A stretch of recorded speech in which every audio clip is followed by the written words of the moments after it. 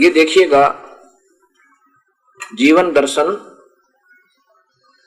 जीवन 10 गुरु साहिब। यह है भाई चतर सिंह जीवन सिंह, बाजार माई सेवा, अमृतसर, यहां से प्रकाशित है। और इसमें प्रमाण है कि ये देखिएगा इधर, पंडित ब्रजलाल के पास पढ़ना। जब श्री नानक जी को पादे से छुट्टी मिल गई, उससे पहले पादे के पास पढ़ा करते, तो मेहता कालू जी ने विचार किया कि इसकी ज्यादा धार्मिक रुचि है, इसलिए इसको किसी वेदों शास्त्रों के विद्या जानने वाले पंडित के पास छोड़ना चाहिए, भी बेहतर होगा। यहां देखिएगा श्री नानक जी ने यह विचार कर बाद मेहता जी ने श्री नानक जी को संस्कृत के प्रसिद्ध पंडित ब्रजलाल के पास पढ़ने के लिए भेजा। और यहां देखिए अब सप्त श्लोकी गीता। एक दिन जब श्री नानक जी बालकों के बीच पंडित के समान बैठकर गीता का पाठ करके अर्थ सुना रहे थे, तो मेहता कालू जी उधर से गुजरे। मेहता जी आपको ऐसा करते देखकर बहुत प्रसन्न हुए और जब घर आए तो पूछने लगे कि बेटा बाहर बालकों में क्या सुना रहे थे, वह मुझे भी बताओ। तब गुरुजी ने कहा कि पिताजी मैं सप्त श्लोकी गीता पढ़ रहा था। फिर आप जी ने गीता के 7 श्लोक पढ़कर सुनाए तथा उनके अर्थ बताए, इस करके बतलाए। आप जी ने बताया कि श्री कृष्ण भगवान ने अपने परम भक्त अर्जुन को इन 7 श्लोकों द्वारा यह उपदेश दिया कि हे अर्जुन, ओंकार जो वेदों का प्रथम अक्षर। अब ये बात ध्यान रखना, गुरु नानक देव जी पहले केवल एक ओंकार ओम नाम का जाप जपा करते थे, बाद में सतनाम कबीर साहब ने दिया उनको आकर के बताया, हे अर्जुन, ओंकार जो वेद का प्रथम अक्षर है, यह परम पूर्ण पुरुष ब्रह्म का नाम है। ये देखो अब अभी उस यहीं तक हमारी बुद्धि घूम रही है। यह परम पुरुष पूर्ण ब्रह्म का नाम है। ओम को ही को पंडित जी ने पुण्यात्मा गुरु नानक देव जी को यही बताया कि उस पूर्ण ब्रह्म का यही ओम नाम है। वेदों में ऐसा ही लिखा है। महिमा तो पूर्ण ब्रह्म की है और मंत्र केवल इस काल भगवान निराकार तक का दे रखा है। ऐसे इन भोली आत्माओं को यू काल उलझाए बैठा रहता है। यही ओंकार मंत्र यह पूर्ण ब्रह्म का नाम है। जो कोई इस ओंकार जाप करेगा, वह मुझ पर परमेश्वर का ध्यान करेगा, वह शरीर त्याग कर मेरे परम धाम को प्राप्त होगा। अब ये मैं बताना चाहता हूं भक्तात्माओं, ये फिर देखो एक बार सारा जो का तो पीछे नहीं, ये देखो ये पूरा पढ़ लो अच्छी तरह। यहां है क्या बताया, आप जी ने बताया श्री कृष्ण भगवान ने अपने परम भक्त अर्जुन को इन 7 श्लोकों द्वारा यह उपदेश दिया कि हे अर्जुन, ओंकार जो वेद का प्रथम अक्षर है, यह परम पुरुष पूर्ण ब्रह्म का नाम है। और जो इस ओंकार का जाप करेगा तथा मुझ परमेश्वर का ध्यान करेगा, वह शरीर त्यागने कर मेरे परम धाम को प्राप्त होगा। अब यहां देखिए भक्तात्माओं, ये सच्चाई हर जगह है, लेकिन ये अलग अलग रखी हुई है। इसको कलेक्ट करना पड़ेगा और फिर अपने आप समझ में आ जाओगी। अब इससे सिद्ध हुआ कि नानक देव जी पहले केवल एक ओंकार। अब जैसे ना ओंकार निर्भय, निर्भैरी, फिर सतनाम, ये पहले जो मंत्र था केवल यही जाप किया करते थे। फिर कबीर परमेश्वर आए, उनको बेई नदी पर मिले, उसके बाद वो सतनाम श्री वाहेगुरु कहने लगे। अब आपको प्रमाण देते हैं। गुरु नानक देव जी अपनी बहन के यहां सुल्तानपुर के अंदर रहा करते थे। सुल्तानपुर के नवाब के यहां पे अपने बहनोई श्री जयराम जी की कृपा से वहां नौकरी किया करते, मोदी खाने की। और बेई नदी पर प्रतिदिन स्नान करने के लिए जाया करते थे।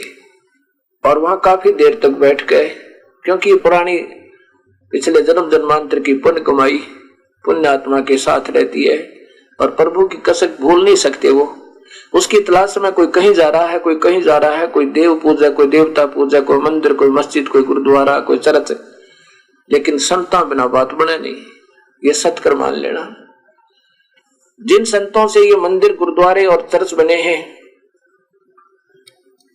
उनको वैसे ही संत फिर ढूंढने पड़ेंगे अपने उद्धार के लिए। वो तो यादगार है कि यहाँ पर ये घटना घटी थी, यहाँ पर ऐतिहासिक एक सच्चाई, एक प्रमाणित तो सत्य है, उसकी यादगार के लिए मंदिर, गुरुद्वारे, यादगारें बनाई गई थी। और वैसे संत ढूंढने पड़ेंगे जिनसे हमारा छुटकारा हो। अब गुरु नानक देव जी प्रतिदिन प्रभु की याद में घंटों बैठ गए, ऐसे अपना स्वाभाविक लीन रहते थे, ओंकार मंत्र का जाप किया करते थे। एक दिन कबीर परमेश्वर जो काशी में आए हुए थे जुलाहा रूप में,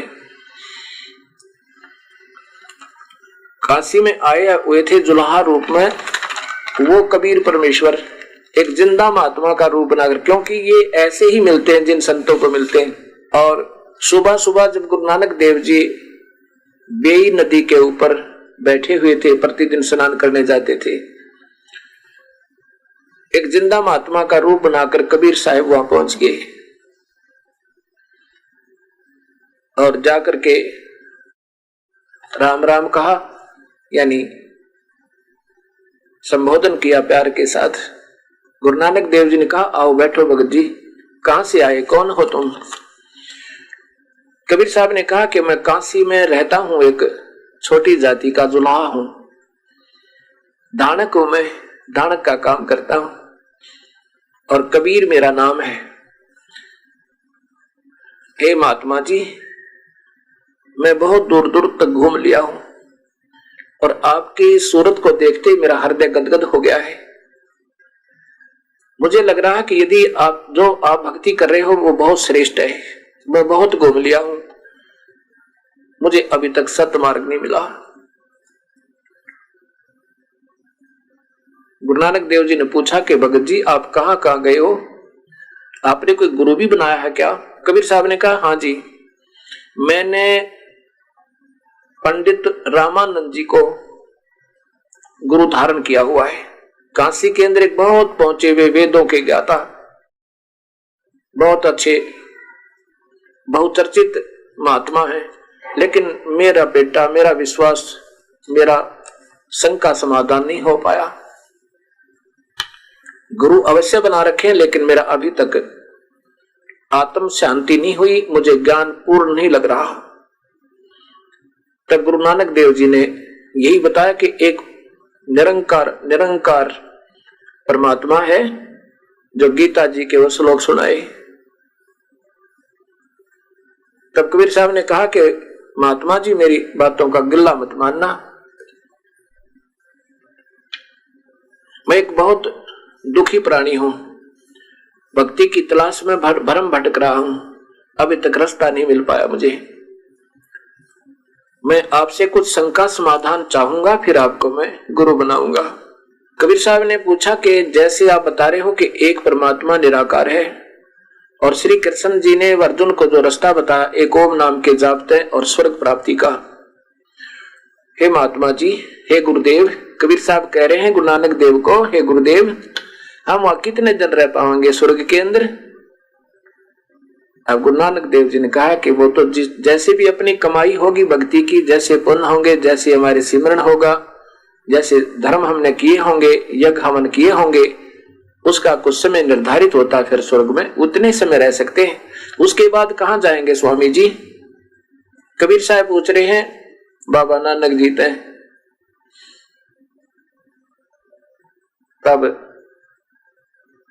श्री नानक जी कहने लगे, वो तो फिर आगे जिसके जैसे संस्कार होंगे वहीं पर हो सकता मनुष्य जन्म भी हो सके 84 लाख जोनियों में भी जाना पड़ जावे, हो सकता है नरक भी भोगना पड़ जावे। ये तो प्रभु के ऊपर है, वो उसके न्याय के ऊपर निर्भर करता है। और यहाँ पर कर्मों का ही भोग जीव को भोगना पड़ता है। आप गीता पढ़ते हो? गुरु नानक देव जी ने कहा कि हाँ, मैंने गीता पढ़ा है अपने एक पंडित जी के पास। गीता में लिखा है कि 11वें अध्याय के 32वें श्लोक में, मान लीजिए आप कृष्ण जी बोल रहे हैं, वही करें। वो तो कहते हैं मैं सबका काल हूं 11वें अध्याय के 32वें श्लोक में, और सबको खाऊंगा, अर्जुन किसी को नहीं छोड़ू।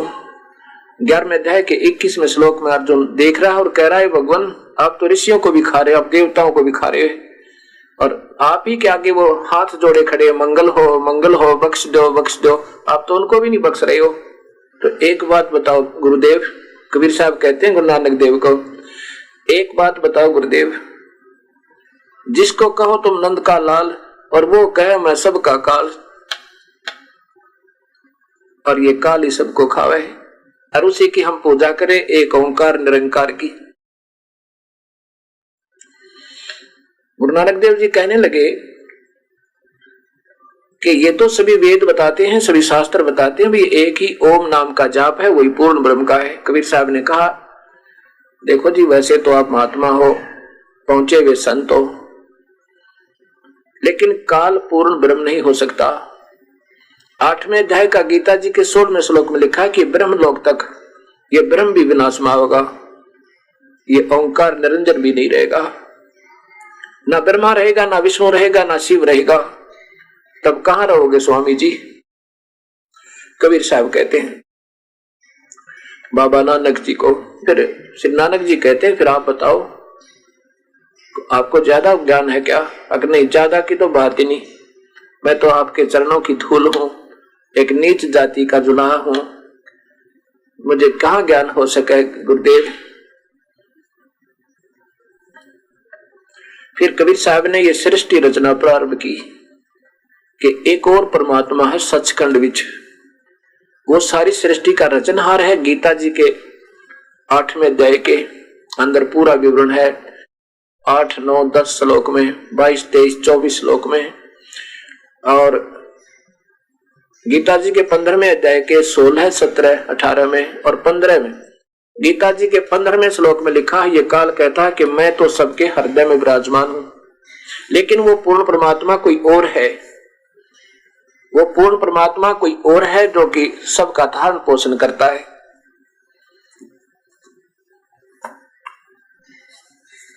देखिए जी, गीता जी के अध्याय नंबर 15 का 16 और 17 और 18 श्लोक।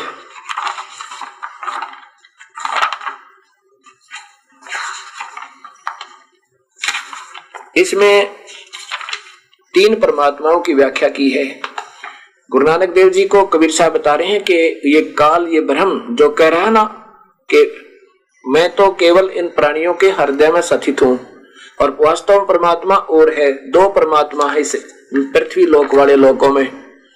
पृथ्वी वाले लोक, एक तो पृथ्वी वाले लोक हैं जो परब्रह्म और ब्रह्म के, और ऊपर के लोक हैं आकाश तत्व से आकाश वाले लोक बोले जाते हैं, वो शब्द से सथाई रचे हुए सतलोक सचखंड जिसे कहते हैं, और अलख लोक, अगम लोक और अनामी लोक, वो तो है आकाश तत्व से अर्थात आकाश के गुण शब्द से रचे हुए, और नीचे के हैं पृथ्वी लोक।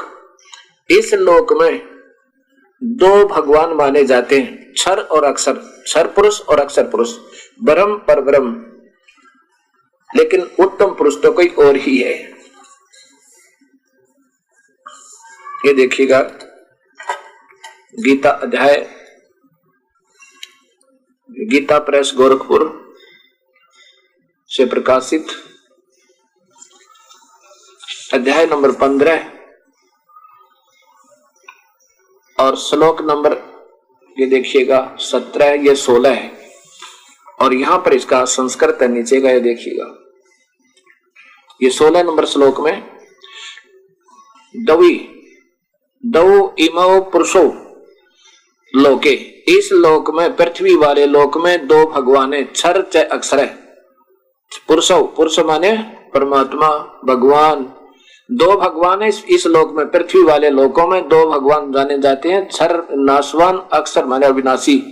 और इसी प्रकार क्षर सर्वाणी भूतानी, इसी प्रकार सब प्राणियों के स्थूल शरीर तो नाशवान है और ये जीवात्मा भी अविनाशी कहा जाता है। अब यहां देखो,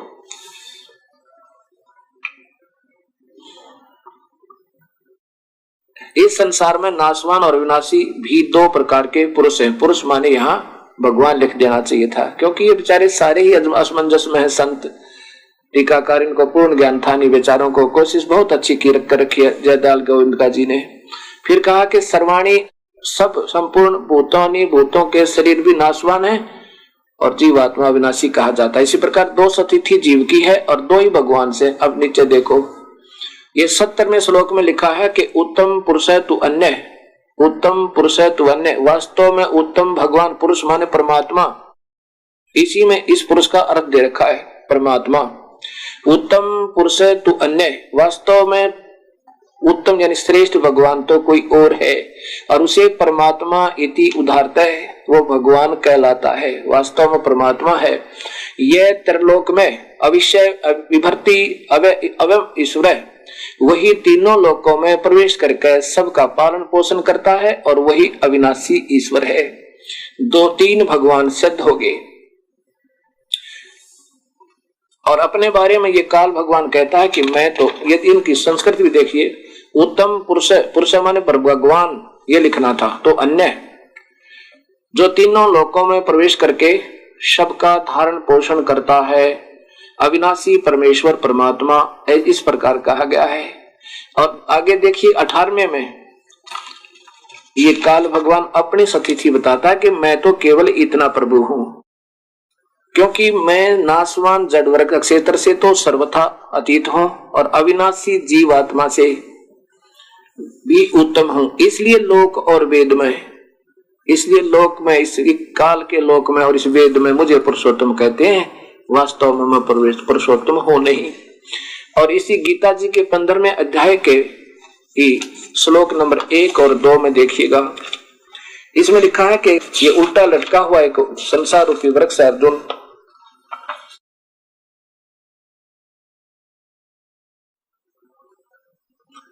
ये देखिएगा 15वां अध्याय, ऊर्ध्व मूलम अधः शाखा। संस्कृत आसानी से समझ सकते हो आप। ये तो बेचारे जो पूरा ज्ञान न होने से कोशिश करते हैं सुलझाने की, लेकिन फिर विचलित होकर उसको गोलमोल करना पड़ता है।